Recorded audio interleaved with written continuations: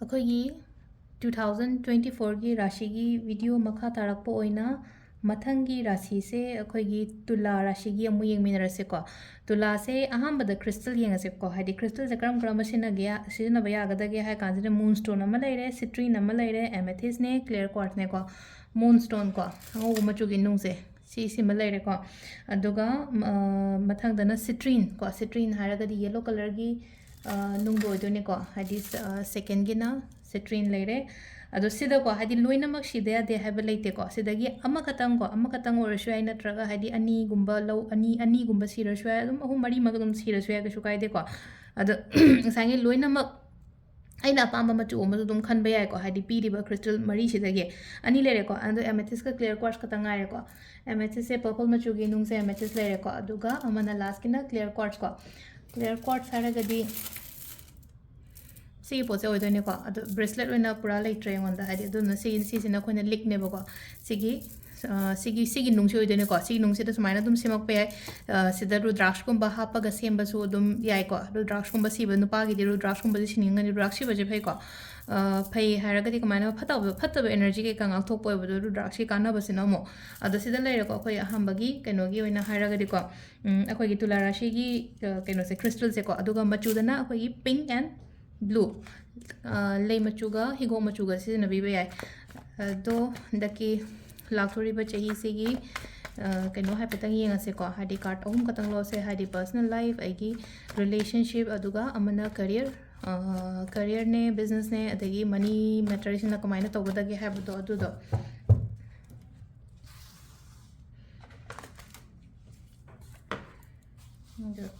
ꯁꯤꯗꯒꯤ 3 ꯀꯥꯔꯠꯁ ꯈꯛꯇꯪ ꯂꯧꯊꯣꯛꯑꯁꯦꯀꯣ ꯑꯍꯥꯟꯕ ꯑꯅꯤꯁꯨꯕ ꯑꯍꯨꯝꯁꯨꯕ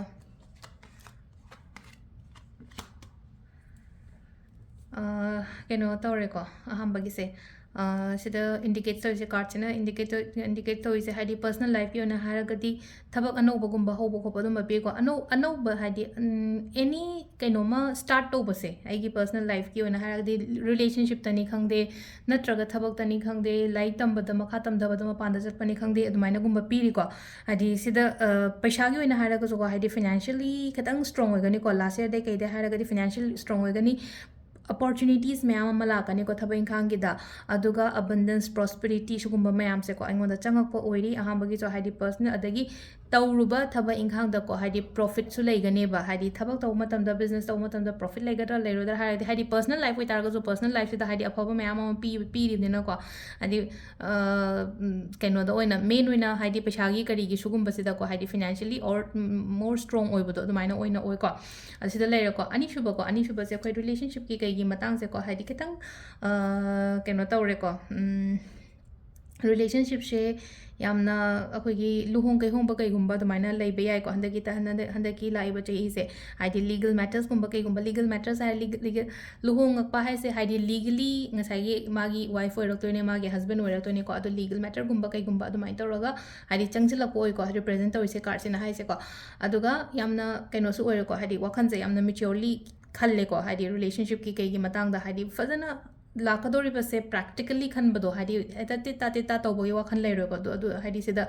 ꯍꯥꯟꯅ ꯑꯗꯨꯃꯥꯏꯅ ꯇꯧꯔꯒꯁꯨ ꯍꯧꯖꯤꯛꯀꯤ ꯑꯣꯏꯅ ꯍꯥꯏꯔꯒꯗꯤ ꯄꯨꯔꯥ ꯀ꯭ꯂꯤꯌꯔ ꯑꯣꯏꯌꯦꯕ ꯑꯩꯁꯦ ꯍꯥꯏꯗꯤ ꯃꯦꯟꯇꯦꯜ ꯀ꯭ꯂꯦꯔꯤꯇꯤ ꯐꯖꯅ ꯂꯩꯕꯗꯣ ꯁꯤꯒꯤ ꯃꯇꯥꯡꯁꯤꯗ ꯍꯥꯏꯗꯤ ꯑꯩꯅ ꯇꯧꯗꯣꯏꯁꯦ ꯀꯔꯤꯅꯣ ꯀꯔꯥꯅೋ ꯍꯥꯏꯕꯗꯣ ꯂꯣꯏꯅ ꯐꯖꯅ ꯈꯪꯒꯅꯤꯕ ꯔꯤꯂꯦꯁꯟshipꯀꯤꯁꯦ ꯍꯥꯏꯗꯤ ꯈꯪꯅꯕ ꯃꯤ ꯂꯨꯍꯣꯡꯗ꯭ꯔꯤꯕ ꯈꯣꯠꯇ꯭ꯔꯤꯕ ꯂꯩꯔꯒꯁꯨꯀꯣ ꯍꯥꯏꯗꯤ ꯑꯩ ꯁꯤꯒꯤ ꯃꯤꯁꯤꯒ ꯍꯥꯏꯗꯤ ꯂꯩꯃꯤꯟꯅꯕꯅ ꯐꯕ꯭ꯔꯥ ꯅꯠꯇ꯭ꯔꯒ ꯂꯩꯃꯤꯟꯅꯗꯕꯅ ꯐꯕ꯭ꯔꯥ ꯍꯥꯏꯗꯤ ꯏꯕꯥꯅꯤ ꯇꯣꯉꯥꯟꯅ ꯍꯥꯏꯗꯤ ꯂꯝꯕꯤ ꯑꯃꯃꯝꯗ ꯆꯠꯅꯈꯤꯕ ꯐꯕ ꯑꯗꯨꯒꯤ ꯀ꯭ꯂꯦꯔꯤꯇꯤ ꯌꯥꯝ ꯂꯥꯛꯀꯅꯤꯀꯣ ꯑꯗꯨꯒ ꯍꯥꯏꯗꯤ ꯃꯥꯁꯦ ꯀꯩꯅꯣꯗ ꯀ꯭ꯂꯦꯔꯤꯇꯤ ꯂꯥꯛꯀꯅꯤ ꯍꯥꯏꯗꯤ ꯆꯠꯃꯤꯟꯅꯈꯤꯕ ꯑꯃ ꯅꯠꯇ꯭ꯔꯒ ꯍꯥꯏꯗꯤ ꯇꯣꯉꯥꯟꯈꯤꯕ ꯑꯃ ꯍꯥꯏꯗꯤ ꯆꯃꯝꯅꯔꯒ ꯂꯩꯔꯣꯏꯕ ꯁ꯭ꯋꯥꯏ ꯀꯥꯟꯁꯤꯗꯀꯣ ꯔꯤꯂꯦꯁꯟshipꯀꯤ ꯀꯩꯒꯤ ꯃꯇꯥꯡꯁꯦ ꯑꯗꯨ ꯌꯨꯝ ꯀꯩ ꯄꯥꯟꯕ ꯈꯣꯠꯄꯒꯤ ꯑꯣꯏꯅ ꯍꯥꯏꯔꯤ ꯌꯨꯝ ꯀꯩ ꯄꯥꯟꯕ ꯈꯣꯠꯄ ꯑꯗꯨꯃꯥꯏꯅ ꯄꯤꯔꯤꯀꯣ ꯑꯗꯨꯒ ꯖꯣꯕ ꯀꯔꯤꯌꯔ ꯍꯥꯏꯔꯁꯤꯅꯦꯀꯣ ꯍꯥꯏꯗꯤ ꯀꯔꯤꯌꯔꯒꯤꯁꯦ ꯑꯩꯈꯣꯏꯒꯤ ꯖꯣꯕꯅꯤ ꯈꯪꯗꯦ ꯕꯤꯖꯤꯅꯦꯁꯅꯤ ꯈꯪꯗꯦꯀꯣ ꯆꯦꯟꯖꯦꯁ ꯌꯥꯝ ꯂꯥꯛꯑꯣ ꯍꯥꯏꯅ ꯄꯤꯔꯤꯀꯣ ꯁꯤꯗ ꯆꯦꯟꯖꯦꯁꯁꯦ ꯍꯥꯏꯗꯤ ꯐꯖꯅ ꯃꯑꯣꯡ ꯇꯥꯅ ꯆꯦꯟꯖꯀꯨꯝꯕ ꯂꯥꯛꯄꯁꯦꯀꯣ ꯑꯗꯣ ꯏꯁꯥꯒꯤ ꯑꯣꯏꯅꯁꯨꯀꯣ ꯍꯥꯏꯗꯤ ꯍꯧꯖꯤꯛꯁꯦ ꯌꯥꯝꯅ ꯑꯦꯝꯕꯤꯁꯤꯌꯁꯁꯨ ꯑꯣꯏꯕ ꯑꯩ ꯁꯤꯃ ꯄꯩꯈꯥ ꯊꯥꯒꯦꯒ ꯍꯥꯏꯔꯒꯁꯨꯀꯣ ꯂꯥꯏꯔꯤꯛꯁꯦ ꯌꯥꯝ ꯄꯥꯔꯝꯒꯅꯤꯀꯣ ꯍꯧꯖꯤꯛꯁꯦ ꯍꯥꯏꯗꯤ ꯁꯤꯗꯀꯣ ꯑꯦꯝꯕꯤꯁꯤꯌꯁ ꯑꯣꯏꯕ ꯈꯣꯠꯄ ꯑꯗꯨꯝꯕ ꯃꯦꯗꯜ ꯍꯥꯏꯗꯤ ꯑꯦꯅꯤ ꯍꯥꯎ ꯑꯩ ꯃꯥꯏ ꯄꯥꯛꯇꯕ ꯌꯥꯗꯦ ꯍꯥꯏꯕꯒꯤꯀꯣ ꯏꯁꯥꯗ ꯀꯩꯅꯣꯝꯃ ꯂꯩꯀꯣ ꯑꯗꯨꯒꯤ ꯀꯩꯅꯣꯗꯣ ꯍꯟꯒꯅꯣ ꯍꯥꯏꯗꯤ ꯏꯟꯇꯔꯦꯁ ꯍꯥꯏꯒꯗ꯭ꯔꯥ ꯅꯠꯇ꯭ꯔꯒ ꯍꯥꯏꯗꯤ ꯑꯩꯉꯣꯟꯗ ꯐꯤꯂꯤꯡꯁ ꯑꯃ ꯂꯥꯛꯏꯗꯣ ꯍꯧꯖꯤꯛ ꯍꯥꯏꯇꯥꯔꯦꯀꯣ ꯑꯩ ꯁꯛꯁꯦꯁ ꯑꯣꯏꯗꯕ ꯌꯥꯗꯦꯀꯣ ꯑꯩ ꯀꯩꯅꯣ ꯇꯧꯗꯕ ꯌꯥꯗꯦꯀꯣ ꯑꯩꯉꯣꯟꯗ ꯑꯩꯒꯤ ꯂꯩꯔꯤꯕ ꯇꯥꯛꯁ ꯀꯔꯤ ꯀꯔꯥ ꯃꯌꯥꯝꯁꯦꯀꯣ ꯑꯦꯛꯁꯟ ꯑꯣꯏꯅ ꯂꯧꯗꯕ ꯌꯥꯗꯦꯀꯣ ꯍꯥꯏꯕꯒꯤ ꯑꯗꯨꯃꯥꯏꯅꯀꯣ ꯍꯥꯏꯗꯤ ꯐꯣꯀꯁꯁꯦ ꯃꯥꯡꯍꯟꯕ ꯌꯥꯗꯦꯀꯣ ꯁꯤꯗ ꯐꯣꯀꯁ ꯃꯥꯡꯍꯟꯕ ꯌꯥꯗꯦ ꯑꯗꯣ ꯁꯤꯗꯀꯣ ꯐꯖꯅ ꯍꯥꯏꯇꯥꯔꯦ ꯁꯤꯗ ꯂꯥꯛꯏꯕ ꯍꯥꯏꯗꯤ ꯀꯔꯤꯌꯔ ꯕꯤꯖꯅꯦꯁ ꯑꯣꯏꯔꯣ ꯑꯃ ꯑꯣꯏꯔꯣꯀꯣ ꯍꯥꯏꯗꯤ ꯌꯥꯡझꯟꯕ ꯑꯣꯏꯅ ꯑꯣꯏ ꯍꯟꯗꯛꯀꯤ ꯆꯍꯤꯒꯤ ꯑꯣꯏꯅ ꯍꯥꯏꯔꯒꯗꯤ ꯌꯥꯡझꯟꯕꯁꯤꯗꯀꯣ ꯈꯤꯇꯪ ꯀꯩꯅꯣ ꯍꯥꯏꯔꯒꯗꯤꯀꯣ ꯒꯥꯏꯗꯦꯟꯁ ꯍꯥꯏꯔꯒꯗꯤꯀꯣ ꯍꯥꯏꯗꯤ ꯈꯔ ꯑꯂꯔꯠ ꯑꯣꯏꯕꯁꯨ ꯌꯥꯝ ꯗꯔꯀꯥꯔ ꯑꯣꯏꯀꯣ ꯑꯂꯔꯠ ꯑꯣꯏꯕ ꯍꯥꯏꯗꯤ ꯉꯁꯥꯏꯒꯤ ꯑꯩꯈꯣꯏꯅ ꯊꯕꯛ ꯍꯥꯏꯅ ꯆꯦꯟꯁꯤꯜꯂꯤꯉꯩꯁꯤꯗ ꯑꯇꯣꯞꯄ ꯁꯥꯏꯠꯇ ꯀꯔꯤ ꯂꯩꯔꯤꯒꯦꯗꯣ ꯈꯪꯉꯣꯏꯅꯀꯣ ꯑꯗꯨꯗꯨꯅ ꯈꯤꯇꯪ ꯍꯥꯏꯗꯤ ꯈꯤꯇꯪ ꯕꯤ ꯑꯂꯔꯠ ꯈꯇꯪ ꯑꯣꯏꯕ ꯑꯃꯁꯨ ꯌꯥꯝ ꯗꯔꯀꯥꯔ ꯑꯣꯏꯀꯣ ꯑꯗꯣ ꯑꯣꯚꯔꯑꯣꯜ ko ꯍꯥꯏꯗꯤ ꯇꯨꯂꯥꯒꯤꯁꯦ ꯑꯗꯨꯝ ꯐꯅꯕꯨꯗꯤ ꯂꯥꯛꯑꯦꯀꯣ ꯑꯗꯣ ꯍꯥꯏꯗꯤ ꯑꯣꯔꯦꯀꯜ ꯀꯥꯔꯠꯇꯒꯤ ꯑꯩꯈꯣꯏꯅ ꯀꯔꯤ ꯀꯩꯅꯣ ꯂꯥꯛꯀꯦ ꯍꯥꯏꯕꯗꯣ ꯑꯗꯨꯃꯇꯪꯁꯨ ꯌꯦꯡꯃꯤꯟꯅꯔꯁꯤꯀꯣ ꯒꯥꯏꯗꯦꯟꯁ ꯂꯩꯒꯦ ꯍꯥꯏꯕꯗꯣ ꯑꯗꯣ ꯑꯩꯅ ꯂꯧꯊꯣꯛꯄꯗꯣ ꯑꯍꯨꯝ ꯂꯧꯊꯣꯛꯄꯅꯦꯀꯣ ꯁꯤꯒꯤ ꯑꯣꯔꯦꯀꯜ ꯀꯥꯔꯠꯁꯤꯗꯩ ꯅꯍꯥꯟꯗꯒꯤ ꯂꯧꯊꯣꯛꯄꯗꯣ ꯑꯍꯥꯟꯕ ꯑꯅꯤꯁꯨꯕ ꯑꯍꯨꯝꯁꯨꯕ Oracle card so yamna phasana laeko haidi Saturn Sagittarius Jupiter haidi my personality se yam phasa card ni ko haidi akhoi kainogi haitare ko planet nge gi personality oiro aduga makha da laiba message ko structure expand abundance lai se ko haidi phasana thabak to matam sida ko haidi लेना को सिदा है को expand तो बारी छंदो के खोतो के है भाई खन बम ले को expand गुम तो बा इन business आउट थोपनी खंगते हजिक अइन लेरिबा दुकान मचा से दगी हेना आउट थोपने ते हाइडी फमिबा दुकान से दगी अमगा अमुक हेना तौबनी खंगते लाइरिक ता हारगा सुको हाइडी सी खतंग ने याबा नते अमुक हेना पागे खोत के हाइबगी अदुमबगी साइड तम लाइको अदो ngसाइगी सिदा लाइबा planet ngैसिना सु करी guidance लेगे हाइबदो दुस हाइपे येंग मिनरसे अदो अहमबगी लाइबा कार्ड से को हाइडी यामना कैनो तौने को हाइडी Saturn की मागी एनर्जी से अखोगी क्रिएटिविटी की कनो याम वांगनी को हाइडी इसागी हानसो हाइडी इस माइंड से तुम क्रिएटिव ओइबो खोप दुमाय ओदुम इसागी सु लेरंगनी इंटेलिजेंट ओइ क्रिएटिविटी यामना वांगनी को हाइडी फ्रेंड सर्कल कई मतंग दा हाइतर मरुप मपांगी सर्कल से दुम चावबो खोप दुमायना ओइना ओइबदो को खितंग अनम सो दुम खरा कनो तौगनी को खितंग हाइडी खितंग समटाइम्स स्टबन गुंबो ओइबसु याय को हाइडी यारगदी को हाइडी मतंग मतम की मतुंग इन स्टबन ओइबो खोप stubborn हारगदी ngsaigi anam kan ba sai tare ko anam kan bo ko pa sugum ba mayam se khitang khara keno to bi ba hadi matang matam do yenga ga dumai na to bi ba ado sida ko hadi mi na ko hadi mi na su aina ngangi ba pot se hadi mi na su ta ga ni ko sida ani subagi se khitang ko hadi straight forward oina su chat kani ani straight forward oina su chat kani aduga traveling gumba kai gumba su indicate so ko hadi chat pa khop pa isana su kora pam sai ko hadi lam koi ba ni khang de amani khang de ko lam daga chat pa khop pa dum isana su ko hadi love to travel and harasine ko hadi adum ba su khara dum pam bani hai thaba ka relate oina ni khang de amani khang de lam chat pa khop pa adum ba ma su pi ri ko aduga last Jupiter haira gadi hoigi guru gi planet haragadi guru haina ko like shu tamba ngai gi oina haragadi yam phagani ko sida lai se ko hadi like tamba oiro na traga business o mi da su ka shu gaide ko sida hadi abundance spirit ko sida aduga exam thaga da ko ka da ngai gi oina haraga su energy se aphaba ma lai ko sida Jupiter gi energy ma la ko ne Jupiter haragadi guru ne na ko ko ya aduna sida leire kaino ge ko ko gi Tula Rashi ge se ko adum ngasi de dum mathang yenga se ko hadi amam taw lebado ngai ba yang wana re ko aduna hadi ai ngam breng ge loina mak host loina mak semba nang breng ge ko nanga na ya nang nang traga ani hum sema ga haying ani hum ga sema ge ko ado mathang gi Rashi sin ko Brichik ki se ko crystal hana hire sin ko hadi crystal se da melakai kan le ko hadi melakai se engon da leiram gadra Malachite हाइरिबा stone से मसक उठ के तौने है पेतंग Malachite की stone से ओके सिले सिगी स्टोन से कितंग को ग्रीन एवेंचुरिन जो मानी कनो स्टोन ने खरा ग्रीन मचु की क्रिस्टल ने को Malachite से अकोई की किडनी की कई की प्रॉब्लम्स कुम बलेरा गदे को हादी Malachite की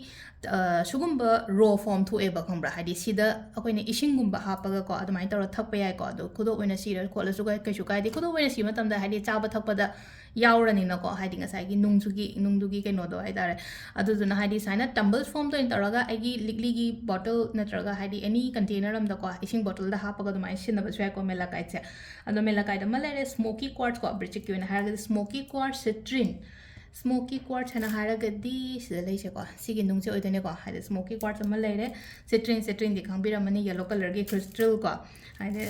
सिट्रिन म लेरे ꯑꯗꯨꯒ ꯂꯥꯁꯇ ꯑꯩꯈꯣꯏꯒꯤ ꯑꯦꯃꯦꯊꯤꯁ ꯑꯃꯒ ꯀꯣ ꯁꯤꯕ ꯌꯥꯕꯁꯦ ꯑꯦꯃꯦꯊꯤꯁ ꯑꯃ ꯂꯩꯔꯦꯀꯣ ꯑꯗꯣ ꯁꯤꯁꯤꯅ ꯑꯩꯈꯣꯏꯒꯤ ꯅꯨꯡ ꯂꯩꯈ꯭ꯔꯦ ꯑꯗꯨꯒ ꯀꯂꯔꯁꯦꯀꯣ ꯀꯂꯔꯁꯦ ꯍꯥꯏꯐꯦꯠꯇꯪ ꯍꯥꯏꯔꯝꯒꯦꯀꯣ ꯍꯥꯏꯗꯤ ꯔꯦꯗ ꯁ꯭ꯀꯣꯔꯄꯤꯌꯣ ꯕ꯭ꯔꯤꯆꯤꯛꯀꯤ ꯑꯣꯏꯅ ꯍꯥꯏꯔꯒꯗꯤꯀꯣ ꯔꯦꯗꯁꯦ ꯌꯥꯝ ꯐꯩꯀꯣ ꯔꯦꯗ ꯌꯥꯏ ꯃꯔꯨꯟ ꯌꯥꯏ ꯑꯗꯒꯤ ꯀꯩꯅꯣ ꯑꯩꯈꯣꯏꯒꯤ ꯑꯉꯧꯕ ꯃꯆꯨꯁꯨ ꯌꯥꯏ ꯕ꯭ꯔꯥꯎꯟ ꯃꯆꯨꯁꯨ ꯌꯥꯏꯀꯣ ꯕ꯭ꯔꯥꯎꯟꯁꯦ ꯃꯅꯤ ꯕꯦꯒꯀꯨꯝꯕ ꯄꯣꯁꯀꯨꯝꯕꯗ ꯕ꯭ꯔꯥꯎꯟꯒꯨꯝꯕ ꯁꯤꯖꯤꯟꯅꯕꯤꯌꯣ ꯍꯥꯏꯗꯤ ꯑꯗꯨ ꯑꯗꯨꯝ ꯅꯨꯡꯇꯤꯒꯤꯁꯨ ꯀꯦꯔꯤ ꯇꯧꯔꯦꯅꯀꯣ ꯑꯗꯨꯅ ꯍꯥꯏꯗꯤ ꯕ꯭ꯔꯥꯎꯟꯒꯤ ꯃꯅꯤ ꯕꯦꯒꯀꯨꯝꯕ ꯀꯩꯒꯨꯝꯕ ꯑꯗꯨꯃꯥꯏꯅ ꯂꯩꯕꯤꯌꯨꯀꯣ ꯑꯗꯣ ꯑꯍꯥꯟꯕꯗ ꯑꯩꯈꯣꯏꯒꯤ ꯀꯥꯔꯠꯀꯤ ꯃꯦꯁꯦꯖꯁꯦ ꯌꯦꯡꯉꯁꯦꯀꯣ ꯑꯗꯨꯒ ꯃꯈꯥ ꯇꯥꯕ ꯑꯩꯅ ꯍꯥꯏꯁꯦ ꯍꯥꯏꯗꯤ ꯉꯝꯕ꯭ꯔꯥ ꯌꯦꯡꯉꯒꯦꯀꯣ ꯍꯥꯏꯗꯤ ꯚꯤꯗꯤꯑꯣꯁꯦ ꯉꯁꯤ ꯂꯣꯏꯁꯟꯕ Brichik Rashigisu chap manana card se ahum khata lauthose ko 3 cards aigi hozeki personal life relationship amana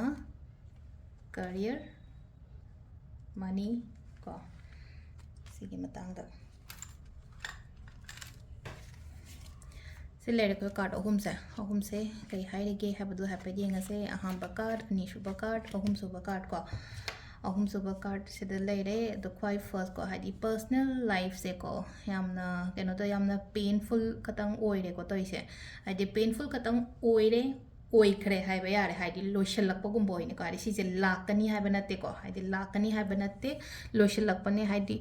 painful ending ओइगिबदो खतंग हाइदि लोइसनग्रसु problem तो लोइसलगसु याम नुंगाइतन लोइसनगिबो खोतगिबो अदुमाइना ओइना ओइगिदो वाबा का हारसिने को वाबसे वाबा याबो वारे तसेंगना को सिदा लाइसे को हाइदि वाबा याबो वारे वाबसे अमका सिदगी हेना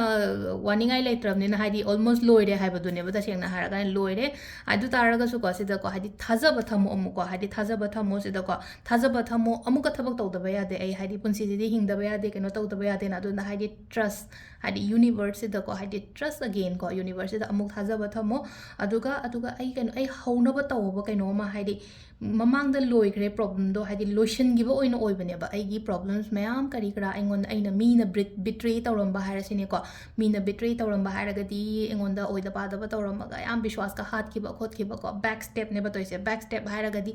नंगंदगी मीना अटैक तौरकपा मतमदा उदेदना अखोइना थाजा यामना थाजब मीना विश्वास का मांगहनबदो अदुमबसु अदुम खरा थोखरेको तोइसे अदुदुना हाइदि बैक स्टेप तौरकपा हाइदि मीना नंगंदगी अटैक नंगंदै नोंमै कापको ओइरो नंगंदगी थांगना थिलकपो ओइरे खंगदेना हाइदि आइंगोंदा मीसिना अटैक तौरक्तोरे हाइदि तौरखरेबा दुगी पोत म्यामदो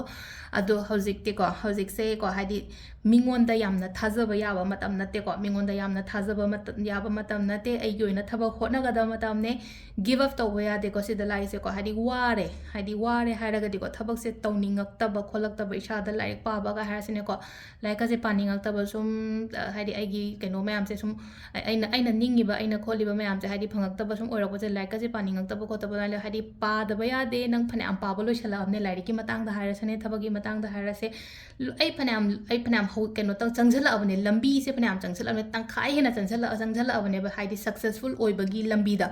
अदुदुना सिदा हाइदि आइगी पंथुंग योरमदाइदा कैदोबगी तोक्तोइनो अदु तोक्पा यादेको सिदा मिंगोंदा नो हाइबा खरगा तमो हाइदि नो हाइबा तमो हाइरगदि कैनो हाइबदा कैनो मा हाकोना यस होय होय हाइदि आई इसागी हाना येंगदना मीगी तौगे हाइना खनगनुको सिदा अदो सिदा ओवर थिंकिंग तौबा यादेको हाइदि पोते इसाइ थंदा सेल्फ डाउटिंग कुंबा लाइसेको सेल्फ डाउट कुंबा लाक्पा यादेको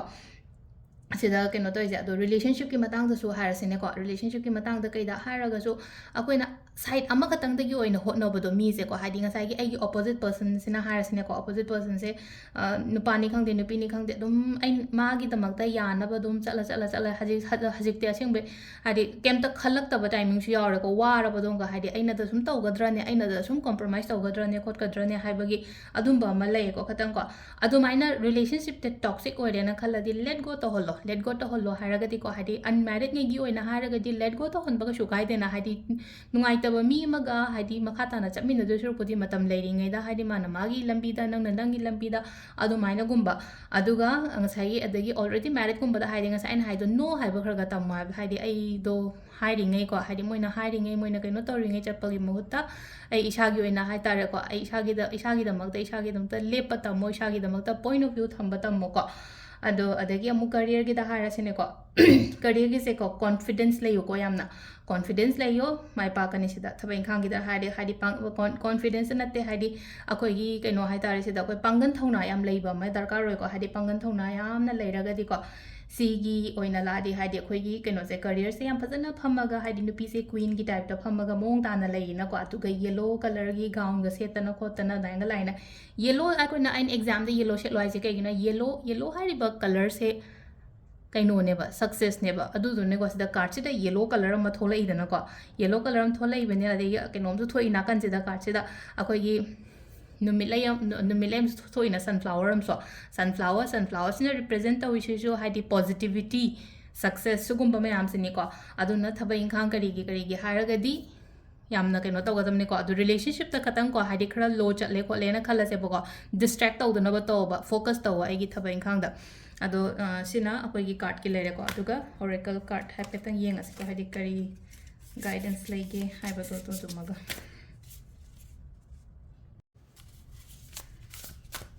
sidagina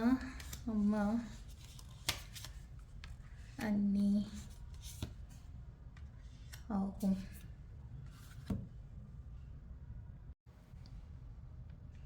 aham laise ka to ko aham laise trine hai na ko trine sextile hai na ko trine jine indicate so je kai no hai kan sida khoi gi yamna beneficial oiba kai no oina oi ko hande ki kai no yona haraga di guidance ko haidi beneficial oiba haraga di harmony ko haidi sida happiness harmony sugumba mayam se hai tare ko adu do lakani ba engonda haidi sigi keno sida ko card sigi matung ina haraga di ko sida matek aina nga sa hai do haidi give up to baya de lotion gare khochan gare haidi phari in haina ko ado oracle card ki oina haraga su nga sa gi trying sina haidi indicating to ise haidi happiness harmony kari kra sugumba mayam se haidi handaki chai sida ko haingonda lakti lakani ba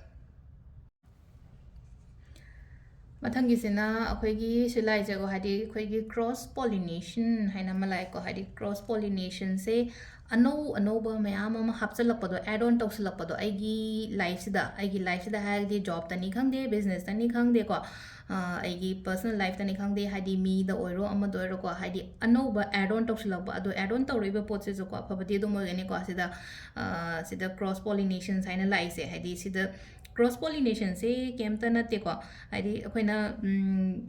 kaini akoi keno hadi cross pollination se akoi gi lei gi matang gani ko lei gi mata adu sida loina to ase ba lei kari kra adu explain tor le diam kuirani na ko hadi sida hai se hadi anoba add on ma'am ma tokshilakani ai gi business da ai gi life da kari da ko aduga sida ung lai se first house hai ko hadi akoi kuthi da su first house na le ko first house it's a arrival never starting never ai gi oina haraga di ai haragadi mi sineba sida laise ko hadi first house sida yam phajana keno tawre ko hadi arrival gumba piri ko arrival se kari laktoino adu yenga sendak chai sida hadi ai gi damakta job laktoira atai kari opportunities lakadage kari ahen bala kadage ko hadi lakadaba yam lei ko aduduna just positive oyo ko hadi Scorpio se ko ai shamak su Scorpio ne ko hadi khatang ngasai gi lotion ba khosan ba oina leraga so hadi ngasai sigi keno gi card ta di yam phajana la ina ko hadi positive oiba pot ngai se point ngai se loin lokshala se semdok pa yaba di shana semdo se ko ado sida lere khoi gi keno gi sina ko Brichik Rashi gi sina mathang gi sina khoi gi Dhanu gi mu yengmina rase mathangi ko Dhanu gi sena ko akhoi gi keno se da ko hadi stone da ahum katang hai ko amethyst ne garnet ne green aventurine ne amethyst ko amethyst se da leire aduga garnet exact garnet ti later ko hapet manarap to ba ma show to ko hadi si gi sida khara dark ocean gani ko si se red carnelian ne ko masak se hapet ti mana gani ba garnet ka ado garnet tu na amuka hena dark ocean ba phajaba su hen bane garnet se ko ado sida leire ko hadi aduga amana green aventurine hai ko green aventurine gi nung se leire ko hadi sigi ahum se use to bi be aduga color dana yellow orange khwaidagi best color hairagadi yellow ne orange ne ado ahambada khoigi card ki message se yengase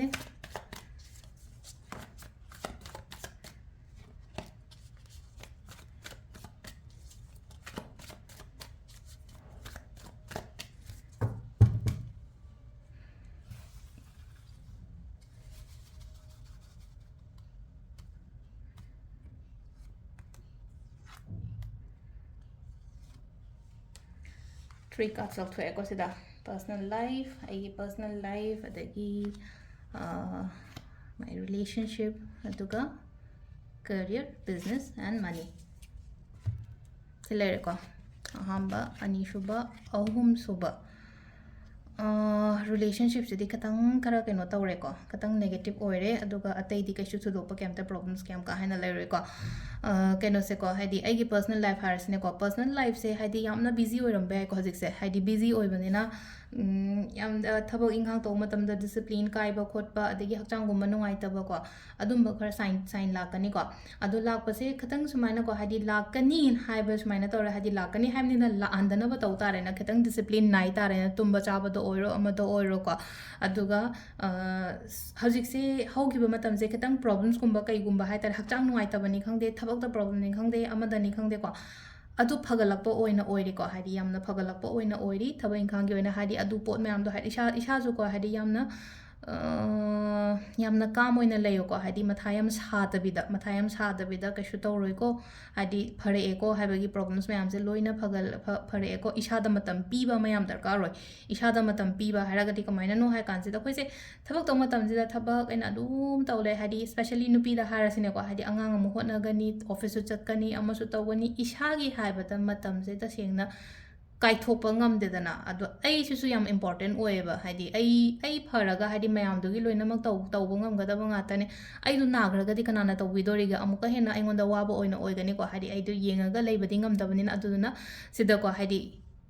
ꯍꯦꯟꯖꯟꯗ꯭ꯔꯤꯉꯩꯗ ꯅꯠꯇ꯭ꯔꯒ ꯀꯩꯅꯣ ꯇꯧꯗ꯭ꯔꯤꯉꯩꯗꯀꯣ, ꯁꯤꯗ ꯌꯥꯝꯅ discipline ꯂꯩꯕ ꯑꯃ ꯗꯔꯀꯥꯔ ꯑꯣꯏ, ꯍꯥꯏꯗꯤ ꯍꯛꯆꯥꯡꯒꯤꯗꯃꯛꯇ, ꯏꯁꯥꯒꯤꯗꯃꯛꯇ care ꯂꯧꯕ, ꯍꯥꯏꯗꯤ ꯃꯤꯒꯤꯗꯃꯛꯇ, ꯍꯥꯏꯗꯤ ꯍꯥꯏꯅꯩꯅꯀꯣ, ꯑꯩꯒꯤ ꯆꯥꯏꯜꯒꯤꯗꯃꯛꯇ ꯀꯦꯌꯔ ꯂꯧꯕ, ꯑꯩꯒꯤ ꯍꯁꯕꯦꯟꯒꯤꯗꯃꯛꯇ ꯀꯦꯌꯔ ꯂꯧꯕ, ꯑꯩꯒꯤ ꯄꯦꯔꯦꯟꯠꯁꯀꯤꯗꯃꯛꯇ ꯀꯦꯌꯔ ꯂꯧꯕ, ꯂꯣꯏ ꯂꯧꯗꯣꯏꯅꯦꯕ ꯃꯣꯏ ꯃꯌꯥꯝꯁꯨ. ꯑꯍꯥꯟꯕꯗ ꯀꯅꯥ ꯍꯥꯟꯅ ꯗꯔꯀꯥꯔ, ꯀꯅꯥ ꯈ꯭ꯋꯥꯏꯗꯒꯤ ꯏꯝꯄꯣꯔꯇꯦꯟ ꯑꯣꯏ, ꯅꯝꯕꯔ ꯋꯥꯟꯗ ꯀꯅꯥ ꯊꯝꯒꯗꯒꯦ ꯍꯥꯏꯕ ꯃꯇꯝꯗ, ꯑꯩ ꯏꯁꯥꯁꯦ ꯍꯥꯟꯅ ꯊꯝꯃꯣꯕ, ꯏꯁꯥꯁꯦ ꯍꯥꯟꯅ ꯊꯝꯃꯣ, ꯏꯁꯥ ꯐꯖꯅ ꯀꯦꯌꯔ ꯂꯧꯋꯣ. ꯑꯩ ꯐꯔꯒꯗꯤ ꯂꯣꯏꯅꯃꯛ ꯑꯇꯩ ꯂꯦꯝꯍꯧꯔꯤꯕ ꯃꯌꯥꯝꯗꯨꯁꯨ ꯂꯣꯏꯅ ꯀꯦꯌꯔ ꯂꯧꯕ ꯉꯝꯗꯣꯏꯅꯤꯅꯀꯣ. ꯑꯗꯣ ꯄꯔꯁꯅꯦꯜ ꯂꯥꯏꯐꯁꯦ ꯈꯤꯇꯪꯀꯣ, ꯍꯥꯏꯗꯤ ꯈꯤꯇꯪ ꯗꯤꯁꯤꯄ꯭ꯂꯤꯟꯒꯨꯝꯕ ꯀꯩꯒꯨꯝꯕ ꯄꯨꯕꯤꯔꯛꯄ ꯍꯥꯟꯅꯗꯒꯤ ꯍꯥꯏꯔꯒꯗꯤ ꯐꯒꯠꯂꯛꯏꯀꯣ. ꯔꯤꯂꯦꯁꯟꯁꯤꯞꯁꯦꯀꯣ, ꯌꯥꯝꯅ ꯈꯤꯇꯪ ꯈꯔ ꯀꯩꯅꯣ ꯇꯧꯔꯦꯀꯣ, ꯍꯥꯏꯗꯤ ꯊꯔꯠ ꯄꯥꯔꯇꯤ ꯏꯟꯚꯣꯜꯚꯃꯦꯟꯅꯤ ꯈꯪꯗꯦ, ꯑꯃꯅꯤ ꯈꯪꯗꯦ, ꯑꯩꯒꯤ ꯄꯥꯔꯠꯅꯔꯁꯦ ꯉꯁꯥꯏꯒꯤ, ꯍꯥꯏꯗꯤ ꯑꯩꯅ ꯄꯥꯝꯗꯕ ꯄꯣꯠꯀꯨꯝꯕ ꯌꯥꯝꯅ ꯇꯧꯕ ꯈꯣꯠꯄ ꯑꯗꯨꯃꯥꯏꯅ ꯑꯣꯏꯗꯣ, ꯄꯥꯝꯗꯕ ꯄꯣꯠ ꯍꯥꯏꯔꯒꯗꯤ ꯑꯩ ꯍꯥꯏꯁꯦ ꯊꯔꯠ ꯄꯥꯔꯇꯤꯒꯨꯝꯕ ꯆꯪꯉꯛꯄꯅꯤ ꯈꯪꯗꯦ, ꯅꯠꯇ꯭ꯔꯒ ꯍꯥꯏꯗꯤ ꯋꯥꯈꯜ ꯆꯥꯟꯅꯗꯕꯅꯤ ꯈꯪꯗꯦ, ꯅꯦꯒꯦꯇꯤꯚꯤꯇꯤ ꯌꯥꯝ ꯆꯦꯟꯕꯅꯤ ꯈꯪꯗꯦ, ꯃꯥꯁꯦ ꯑꯗꯨꯃꯥꯏꯅ ꯈꯔ ꯀꯩꯅꯣ ꯇꯧꯋꯦꯀꯣ. ꯑꯗꯨꯒ ꯃꯥꯅ ꯇꯧꯗ꯭ꯔꯒꯁꯨꯀꯣ, ꯃꯤꯅ ꯌꯥꯝꯅ ꯍꯧꯕꯒꯨꯝꯕ ꯑꯣꯏꯕꯗꯣ, ꯑꯗꯨꯝꯕꯁꯨ ꯑꯣꯏꯔꯦꯀꯣ. ꯑꯗꯨꯒ ꯑꯃꯅ ꯆꯥꯕ ꯊꯛꯄꯁꯨ ꯈꯤꯇꯪ ꯈꯔ ꯀꯩꯅꯣ ꯇꯧꯋꯦꯀꯣ, ꯍꯥꯏꯗꯤ ꯆꯥꯕ ꯊꯛꯄ ꯈꯔ ꯀꯩꯅꯣ ꯇꯧꯋꯦ, ꯍꯥꯏꯗꯤ ꯆꯥꯕ ꯊꯛꯄ ꯍꯥꯏꯔꯒꯗꯤ, ꯍꯥꯏꯗꯤ ꯑꯩꯅꯗꯤ ꯆꯥꯍꯟꯅꯤꯡꯗꯕ, ꯑꯩꯅꯗꯤ ꯃꯥꯗꯣ ꯄꯤꯖꯅꯤꯡꯗ ꯇꯥꯔꯁꯨ, ꯍꯥꯏꯗꯤ ꯃꯥꯁꯤꯅ ꯑꯗꯨꯒꯤ ꯄꯣꯠꯇꯣ ꯑꯗꯨꯝ ꯀꯩꯅꯣ ꯇꯧꯔꯒ ꯂꯩꯕ ꯈꯣꯠꯄ ꯑꯗꯨꯃꯥꯏꯅ ꯑꯣꯏꯅ ꯑꯣꯏꯀꯣ ꯔꯤꯂꯦꯁꯟꯁꯤꯞꯁꯦ. ꯑꯗꯣ ꯀꯩꯅꯣ ꯇꯧꯋꯣ, ꯔꯣꯁ ꯀ꯭ꯋꯥꯔꯠꯁꯀꯨꯝꯕ ꯁꯤꯖꯤꯟꯅꯧꯋꯣ, ꯔꯤꯂꯦꯁꯟꯁꯤꯞ ꯅꯨꯡꯉꯥꯏꯇꯦ ꯍꯥꯏꯔꯒꯅꯤꯀꯣ, ꯔꯣꯁ ꯀ꯭ꯋꯥꯔꯠꯁꯀꯨꯝꯕ ꯁꯤꯖꯤꯟꯅꯧꯋꯣ. ꯑꯗꯒꯤ ꯑꯩꯅ ꯔꯤꯂꯦꯁꯟꯁꯤꯞꯀꯤ ꯔꯦꯃꯤꯗꯤꯁ ꯀꯩꯀꯥ ꯇꯧ ꯈꯣꯠꯂꯣ ꯍꯥꯏꯕ ꯃꯌꯥꯝꯗꯣ, ꯑꯗꯨꯝꯕ ꯃꯌꯥꯝꯗꯣ ꯂꯣꯏꯅ ꯇꯧꯕꯤꯌꯣ. ꯔꯦꯃꯤꯗꯤꯁ ꯇꯧꯕ ꯍꯥꯏꯔꯒꯗꯤ ꯑꯩꯈꯣꯏꯅ ꯁꯅꯥ ꯈꯣꯡꯅꯥꯡ ꯃꯅꯥ ꯇꯧꯔꯒ ꯏꯃꯨꯡꯗ ꯀꯩꯗ ꯂꯣꯏꯅ ꯈꯤꯛꯇꯣꯛꯄ ꯈꯣꯠꯇꯣꯛꯄ ꯑꯗꯨꯝꯕ ꯂꯩꯔꯦ. ꯁ꯭ꯄꯦꯁꯦꯜꯂꯤꯀꯣ, ꯑꯩꯅ ꯍꯥꯏꯁꯦ ꯄꯤꯡꯛ ꯀꯂꯔꯒꯤ ꯀ꯭ꯔꯤꯁꯇꯜꯒꯨꯝꯕ ꯁꯤꯖꯤꯟꯅꯕꯤꯕ ꯌꯥꯏꯀꯣ, ꯔꯣꯁ ꯀ꯭ꯋꯥꯔꯠꯁ ꯁꯤꯖꯤꯟꯅꯕ. ꯑꯗꯨꯒ ꯍꯥꯏꯗꯤ ꯇꯣꯉꯥꯟꯕ ꯔꯣꯁ ꯀ꯭ꯋꯥꯔꯠꯁ ꯀꯁꯇꯃꯥꯏꯁ ꯕ꯭ꯔꯦꯁꯂꯦꯠ ꯂꯥꯛꯀꯅꯤꯀꯣ ꯍꯟꯗꯛꯀꯤ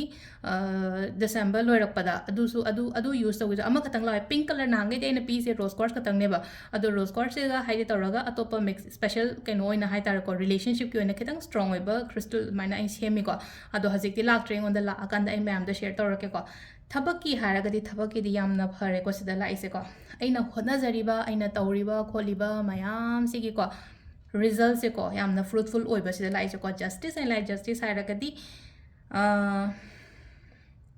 ꯄꯣꯠꯁꯦ ꯑꯩꯒꯤ ꯐꯦꯚꯔꯗꯒꯨꯝꯕ ꯂꯥꯛꯄꯗꯣ,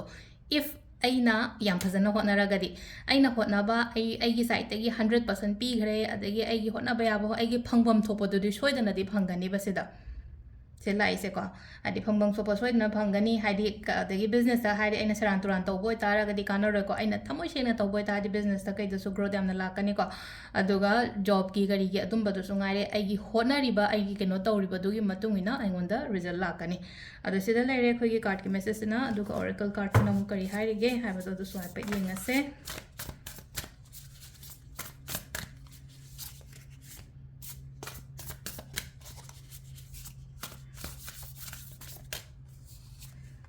ꯑꯍꯥꯟꯕ, ꯑꯅꯤꯁꯨꯕ, ꯑꯍꯨꯝꯁꯨꯕ.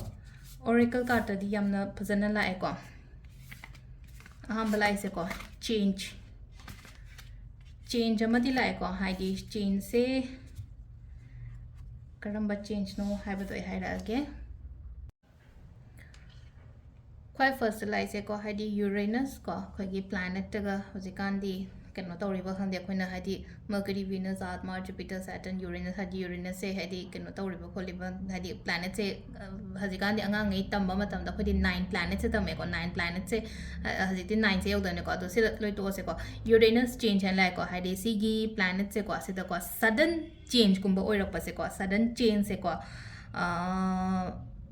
अफब रोमद लाकनी को चेंज है हाइदी फ्रीडम हाइरसिने को फ्रीडम हाइरगदी ऐसे कराइदनोम बाउंडेशन नमद लेयना खलसेबा अदुदगी फ्री ओइरगा थोलकपदो हाइदी फ्रीडम गुम्बा को आइगी ओरिजिनलिटी हाइरसिने को ऐसे करम्बा मीनो ऐसे कमाइना तोगदमनो को कदम लोइना नपांगन फुदोपो ngamba matamdo haitare ko adu oigani ko fourth house like ko haidi fourth house it's a home landhum kari kra changba khotpa dumaina oina oire ko seventh house ko haidi seventh house se relationship ki oina oi ko ado ngasai si seventh house ki relationship se ko relationship ki oina nharagadi ko some kind of some wa gumba lot pa khotpa dumaina partner na adumba sukra sign kitang lei ko sigi pot sida ko aduga midugi matang da ko haidi magi nature nupagi oiro nupigi oiro magi keno sida ko haidi